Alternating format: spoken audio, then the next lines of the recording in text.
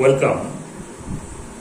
আমরা আজকের এই ভিডিওতে আলোচনা করব মনোপলির একটি অন্যতম গুরুত্বপূর্ণ একটি কনসেপ্ট নিয়ে, যাকে আমরা সাধারণত বলি যে মনোপলিতে প্রত্যেকটা ফার্মের ক্ষেত্রে আমরা একটা জিনিস দেখতে পাই, ডিম্যান্ড কার্ভ এবং সাপ্লাই কার্ভ। তো সাপ্লাই কার্ভ এবং ডিম্যান্ড কার্ভ থাকাটা ম্যান্ডেটরি, তার কারণ সাপ্লাই এবং ডিম্যান্ডটা ইন্টারাকশন করেই তো ইকুইলিব্রিয়াম প্রাইস এবং আউটপুটের ডিটারমিনেশন করা হয়। বাট মনোপলির ক্ষেত্রে সাপ্লাই কার্ভটা কিন্তু থাকে না। মনোপলির ক্ষেত্রে সাপ্লাই কার্ভ থাকে না।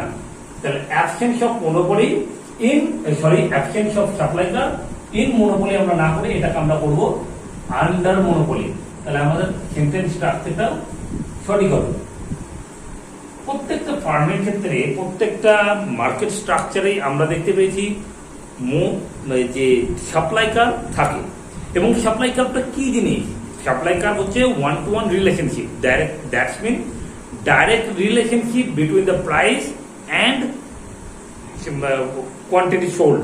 ওকে, যত প্রাইস বাড়বে তত কোয়ান্টিটি সাপ্লাই যে বলবে, তাই তো?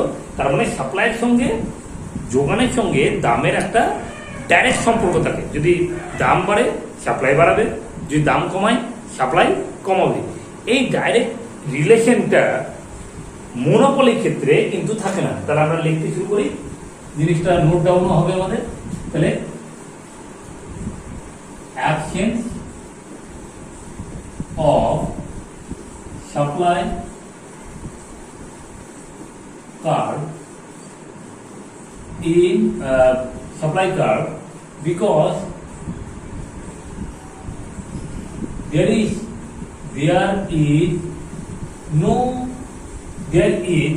lack of, এটা আমরা বলতে পারি, lack বলি, no বলবো না, there is lack of মানে অভাব আছে, of relationship, lack of relationship between price and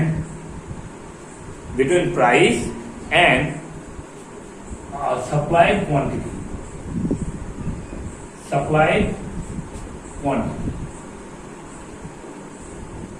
ওকে, তাহলে কেন থাকে না? তার কারণ প্রাইসের সঙ্গে সাপ্লাইয়ের যে কার্ভের সাপ্লাইয়ের যে একটা রিলেশন, সেটা মনোপলির ক্ষেত্রে থাকে না। আমরা কেন থাকে না সেটা নিয়ে আলোচনা করবো, এবং তার উত্তরেই আমরা পাবো absence of supply curve under monopoly.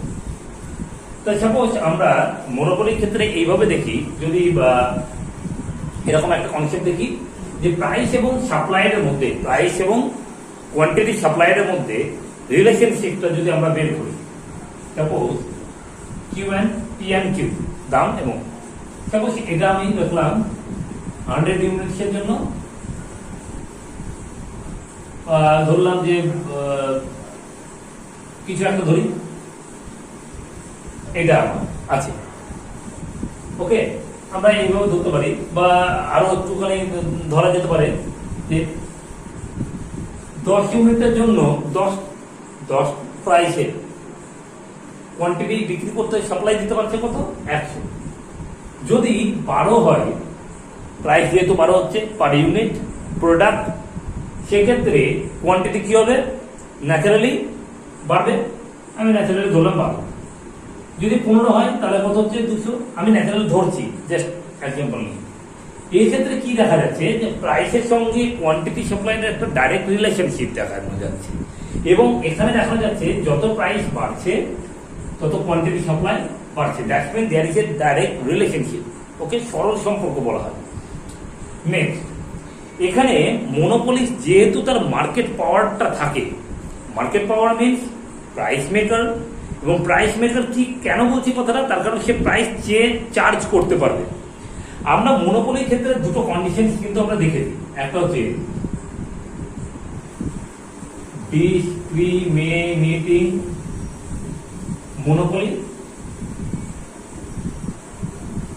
আর একটা দেখেছি মাল্টিপ্ল্যান্ট মনোপলি। দুটো আমরা দেখেছি। ডিসক্রিমিনেটিং মনোপলি কি? প্রাইসটা ডিফারেন্স থাকে না, প্রাইস এটা ডিফারেন্স থাকে। আর মাল্টি প্ল্যান্টের যে কস্ট থাকে সেটা কিন্তু ডিফারেন্স থাকে। ওকে, বোঝাচ্ছে কথা? কষ্টের উপর অবশ্যই সাপ্লাইটা নির্ভর করবে। জাজমেন্ট দুটো আলাদা কেস।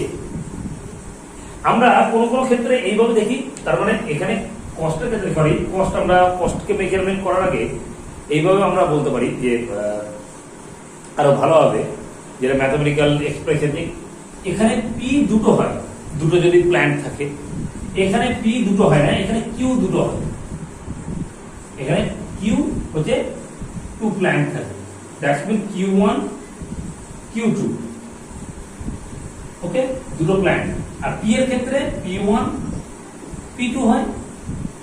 বোঝাচ্ছে কথাটা? মনোপলি যেহেতু তার মার্কেট প্রাইসটা চার্জ করতে পারে, তার পাওয়ার আছে, সে করতে পারবে, তার জন্যই সে যেমন ভাবে ইচ্ছা তার প্ল্যান্ট, তার ডিসক্রিমিনেটিং চার্জ, তার মনোপলি পাওয়ার চার্জ, সে সমস্ত কিছুই করতে পারবে, যেহেতু সে ওয়ান সেলার।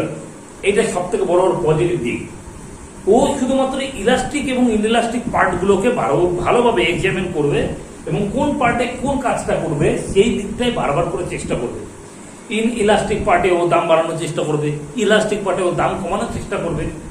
তার কারণ ইলাস্টিক পার্টে যদি দাম কমায় তাহলে অনেকটা পরিমাণ বিক্রি হবে, ইনইলাস্টিক পার্টে যদি দাম বাড়ায় তাহলে খুব বেশি তার কোয়ান্টিটি কমবে না, বিক্রি করার যে সাপ্লাই বা কোয়ান্টিটি সোল্ড যেটা পরিমাণ সেটা খুব একটা কমবে না। ফলে সে চাইবে কি, ফলে সে চাইবে ইলাস্টিক ডিমান্ড কার্ভে বা রেভিনিউ কার্ভে সে প্রাইসকে কম করে দিতে, তাহলে তার সাপ্লাই বেশি করতে পারবে তার প্রডিউসার। ওকে, এটা জাস্ট একটু বোঝানো ছিল। আরো আমরা যদি এইভাবে লিখি যে সাপোজ পি যদি 10 থাকে এবং কিউ, ওকে, এটা একটা প্ল্যান্ট যেটা কনজিউমার 1 সেটাকে কিনছে কি কনজিউমার এ, কনজিউমার বি, এই দ্রব্য দুটোকে কিনছে 20 টাকায়, একটা 30 টাকায়। এখানে কি হলো, মানে আমি বলতে চাইছি কি 10 টাকা দামের একটা জিনিস কনজিউমার এ 20 ইউনিট পাচ্ছে, কনজিউমার বি 30 ইউনিট পাচ্ছে। এখানে দেখানো যাচ্ছে কোয়ান্টিটির ডিফারেন্স। বাট আদার্স ক্ষেত্রে যদি আমরা এইভাবে দেখি যে এখানে আমরা ধরলাম 10 এবং পি কনজিউমার এ, কনজিউমার বি, এক্ষেত্রে আমরা যদি ধরি এরকম কনসেপ্ট যে 10 ইউনিট পাচ্ছে কনজিউমার এ 20 টাকায়, 10 ইউনিট পাচ্ছে কনজিউমার বি 30 টাকায়, তাহলে এটা আমার কি প্রাইস ডিসক্রিমিনেট করা হচ্ছে, এটা কোয়ান্টিটি ডিসক্রিমিনেট করা হচ্ছে, যাকে আমরা মাল্টিপ্ল্যান্টও বলতে পারি। আমি জাস্ট এক্সাম্পল হিসেবে নিচ্ছি। ওকে, এইভাবে বলা যেতে পারে ন্যাচারালি। এটা ছিল আমাদের মেন টপিক। এবার আমরা দুটো কেস আমরা দেখব এবং সেটাকে নিয়ে আমরা আলোচনা করব। মুছে নিই, অনেকটা টাইম লাগবে। এবার আমরা দেখব যে সাপোজ আমরা ধরে নিচ্ছি যে কনজিউমার এ যেটা আছে, কনজিউমার এ তার ডিমান্ড কার্ভ ইলাস্টিক, এটা আমরা ধরে নিয়ে এগাচ্ছি মডেলটাকে। ওকে, এবং কনজিউমার বি যে তার ডিমান্ড কার্ভ সেটা হচ্ছে ইনইলাস্টিক। বোঝা গেল কথাটা? কি বলতে চাইছি? খুবই ইজি ব্যাপার। আমরা প্রথমে একটা ডায়াগ্রাম করে দেখব, সেখানে আমরা একটা সিঙ্গেল কোয়ান্টিটি সাপ্লাই থাকবে at different prices, single quantity থাকবে at different prices, single quantity supply at different price charges। আমরা আগে বুঝবো, তারপরে আমরা ওটা করছি। সাপোজ এটা একটা কার্ভ টানলাম, output, cost and revenue। Okay, measurement revenue পুরোটা লিখবি। ওকে, এবার আমাদের কনজিউমার এ এর কি ইলাস্টিক, কনজিউমার বি এর ইন ইলাস্টিক। কনজিউমার বি টানছি, এটা কনজিউমার কিসের, consumer B A inelastic portion, sorry এটা এ আর হবে, এ আর বি এম আর, কি হবে এম আর বি, এটা হলো প্রথম। নেক্সট কি বলেছে, ইলাস্টিক পার্ট। ইলাস্টিক যদি আমরা করি, আর একটু গ্যাপ রাখাটা বেটার ছিল, আর একটু গ্যাপ দিয়ে দেখতে সুবিধা হবে, আমাদের বুঝতেও সুবিধা হবে।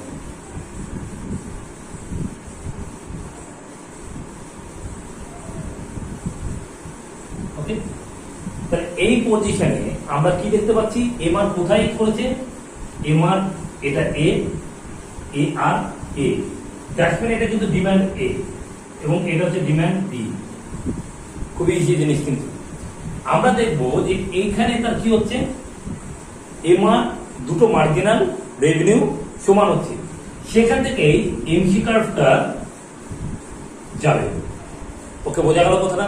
আমরা কি দেখছি, single quantity supply but different price level. Okay, তাহলে এটা আমার কোয়ান্টিটি, দ্যাটস মিন কিউ ধরে নিলাম। এইটা হচ্ছে অ্যাভারেজ রেভিনিউ কার্ভ, তার মানে তার উপরে ঠিক উঠলো, প্রাইস ডিটারমিন হলো কার পি এ।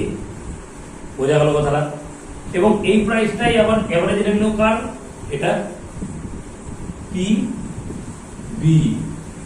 তাহলে এই ক্ষেত্রে আমাদের দেখানো যাচ্ছে যে সেম লেভেল কোয়ান্টিটিতে elastic portion, that's mean consumer A less price দিতে হচ্ছে, কম প্রাইস দিতে হচ্ছে, দ্যাটস মিন লো প্রাইস বলতে পারি, লো বা লেস প্রাইস।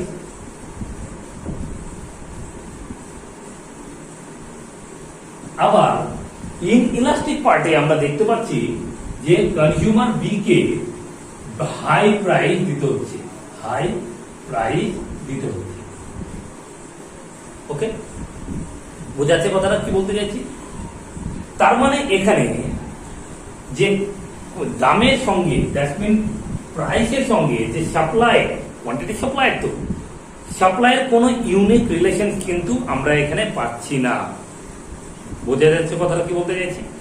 ন্যাচারালি আমরা কি জানি, যখন ডিমান্ড বাড়ে তখন চাহিদা বা দাম কমে, তাই তো? বা দাম বাড়লে চাহিদা কমে, এটা তো জানি ল অফ ডিমান্ডে। কিন্তু মনোপলিতে কিন্তু সেটা হয় না। আমরা বিভিন্ন পিক লোড প্রাইসিং এর ক্ষেত্রেও আমরা দেখতে পেয়েছি, যখন প্রাইস খুব বেশি, হাই প্রাইস চার্জ করছে মনোপলি। কেন চার্জ করছে? তার হাই ডিমান্ড আছে বলে। এবং হাই ডিমান্ড কেন, হাই ডিমান্ড এবং লো ডিমান্ড থাকলে প্রাইস কম চার্জ করছে। সেজন্য নতুন ফোনের জায়গায়, নতুন ফোন যখন বেড়ায়, নতুন মডেল, সেটা প্রাইস হাই হয়। যখন খুব অনেক মাস পুরনো হয়ে যায় তখন তার প্রাইসটা কমতে থাকে, তারপর সে তার সিচুয়েশন অনুসারে কমাতে থাকে। তাহলে এখানে থেকে আমরা দেখতে পাচ্ছি যে কোনো ডাইরেক্ট ইউনিক রিলেশন আমরা কিন্তু পাচ্ছি না। There is no unique relation, there is no unique relationship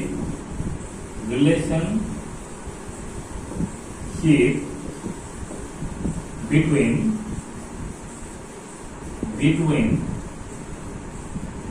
price and quantity supply। আগে বোঝা গেল কিনা এইটুকু? হ্যাঁ, খুবই সোজা জিনিস কিন্তু ন্যাচারালি। ওকে, নেক্সট আমরা পরেরটা নিয়ে আলোচনা। পরেরটা কি? পরেরটা হচ্ছে, এটা কি ছিল, there is no unique relation আমরা পাচ্ছি। এবং পরের বারটা আমরা কি দেখবো, সিঙ্গেল কোয়ান্টিটি না, single price but different quantities এর ক্ষেত্রে মনোপলি কিন্তু চার্জেস করতে পারে। এর ফলে তো বুঝতে পারছি যে মনোপলির ক্ষেত্রে কোনো প্রাইস এবং কোয়ান্টিটি সাপ্লাইয়ের মধ্যে কোনো ইউনিক রিলেশন নাই, তাহলে মনোপলি যা ইচ্ছা তাই করতে পারছে এখানে। তাহলে এবার আমরা কি দেখবো, সিঙ্গেল প্রাইস, ওকে, সিঙ্গেল প্রাইস বা ডিফারেন্ট কোয়ান্টিটি সাপ্লাই, এটা আমরা বলবো অ্যাট সিঙ্গেল প্রাইস লেভেল। ওকে, এইভাবে লিখি, single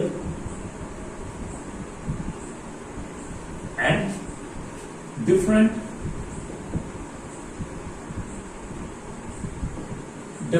quantity supply at single price charges এই কন্ডিশনটা আমরা দেখব। তো ন্যাচারালি এটা মুছে দিই, জিনিসটা বুঝতে সুবিধা হবে আমাদের, এবং এটা আমি মুছে দিচ্ছি। ওকে, নেক্সট কস্ট অ্যান্ড রেভিনিউ, শর্টকাটে লিখছি, দিস ইজ আউটপুট। আমরা কি বলেছি যে প্রাইস একই থাকবে, বাট বিভিন্ন কি হবে, যে আমাদের থাকবে সেই কার্ডটি, মানে প্রাইস একই থাকবে, কোয়ান্টিটি সাপ্লাই আলাদা হবে। তাই সাপোজ ইন ইলাস্টিক পার্ট যেটা আছে সেটাকে আমি এইভাবে করি, যেটা এ আর বি, সরি এ আর বি, আর এটা এম আর বি। আর ইলাস্টিক পার্টের যেটা আছে সেটাকে আমরা করি এ আর এ, এম আর এ। আমি সাপোজ একটা প্রাইস ফিক্স করে নিলাম, ওকে, এটা আমার প্রাইস, ইউনিক প্রাইস। সেই ইউনিক প্রাইসে কি হচ্ছে, আমাদের যে কার্ভটা হয় তাহলে আমাদের মেন বিন্দু কোথায় পাচ্ছি, M R is equal to এটা, কিন্তু এখানে এমসিটা কি করে দেওয়া যাবে, সব থেকে বড় প্রশ্ন এটা। আমাদের এমসি হবে ইউসি,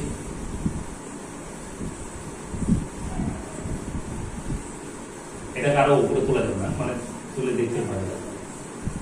এমসি এমসি কার্ভটা হবে ইউসি, এবং সেখানে তার মানে কি হচ্ছে, এই জায়গায় আমাদের কোয়ান্টিটি এইটুকু পাচ্ছি, আর এই লেভেলের কোয়ান্টিটি এইটুকু, দ্যাটস মিন কিউ, এটা কি বি, আর এটা কিউ এ। তাহলে সেম প্রাইসে আমরা দেখতে পাচ্ছি মার্জিনাল কস্ট ইউ শেপ হয়ে যাচ্ছে at different quantity supply at a single price level in, okay, so যখন পি একটা প্রাইস ফিক্সড, তখন ইনইলাস্টিক পার্টে দ্যাটস মিন কনজিউমার বি কম পরিমাণ কিনছে, এবং কনজিউমার এ সেটা বেশি পরিমাণ বিক্রি করতে পারছে, বোঝা মানে, বা আমরা যদি বলি কিনতে নিতে পারছে। বোঝাচ্ছে কথাটা কি বলতে চাইছি, যেটা পি দামে কনজিউমার এ এত অ্যামাউন্ট নিচ্ছে, ওকে, দ্যাটস মিন এটা কি less quantity supply, less quantity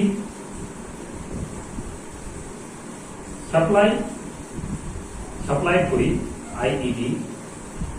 আর এই জায়গায় পরিসংখ্যানটা কি হচ্ছে, higher rate of quantity supply,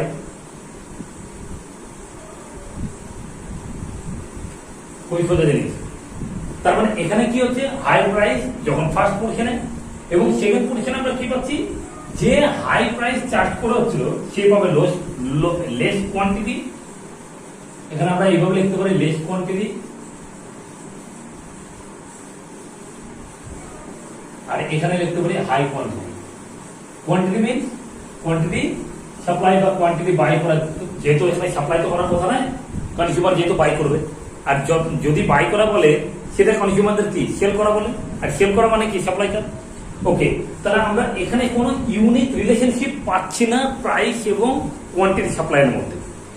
there is no unique relationship like the other markets, like perfect competition, but here is not possible the unique relationship between the price and quantity supply, and that is the main reason there is no supply curve under it. So বোঝা গেল যে কেন supply curve থাকে না, তার কারণ supply curve কেন থাকে না, তার ইউনিক রিলেশনশিপ নাই, একটা নির্দিষ্ট রিলেশনশিপ নেই, কারণ মনোপলি যেহেতু প্রাইস মেকার, তাহলে সে যা ইচ্ছা চার্জ করতে পারছে, সে যা ইচ্ছা চার্জ করতে পারছে, যেভাবে তার ইচ্ছা কোয়ান্টিটি সাপ্লাই করছে, কোয়ান্টিটিকেই চেঞ্জ করতে পারছে, সে প্রাইসকেও চেঞ্জ করতে পারছে। তার ফলে প্রাইস মেকার হওয়ার জন্য সে প্রাইসটা সেট করতে পারছে, কোয়ান্টিটি সেট করতে পারছে, তার ফলে কোনো রিলেশনশিপ নেই প্রাইসের সঙ্গে সাপ্লাই কোয়ান্টিটি সাপ্লাইয়ের মধ্যে, ডাইরেক্টলি কোনো তো রিলেশনশিপই নেই। আর যার কারণে মনোপলিতে সাপ্লাই কার থাকে না। আশা করি বন্ধুরা এটা আমাদের যথেষ্ট বোঝা, মানে এর উপরে বই তোমরা পড়বা, কিন্তু এই ভিডিওটা দেখার পর বই পড়তে অনেকটা সুবিধা হবে। ন্যাচারালি আমি ভাবছি যে এটা বোঝা গেছে, এবং আমি আশা করি যে তোমরা বুঝতে পারবে, এবং তোমরা যথেষ্টই ম্যাচিউরড এখন এই যখন থিওরি পড়ছো। এটা চেষ্টা করো বারবার করে দেখার এবং বিভিন্ন বইগুলোকে পড়া, রেফারেন্স বইগুলোকে নিয়ে পড়া। আশা করি এটুকুই যথেষ্ট আমার মনে হয়। Thank you very much.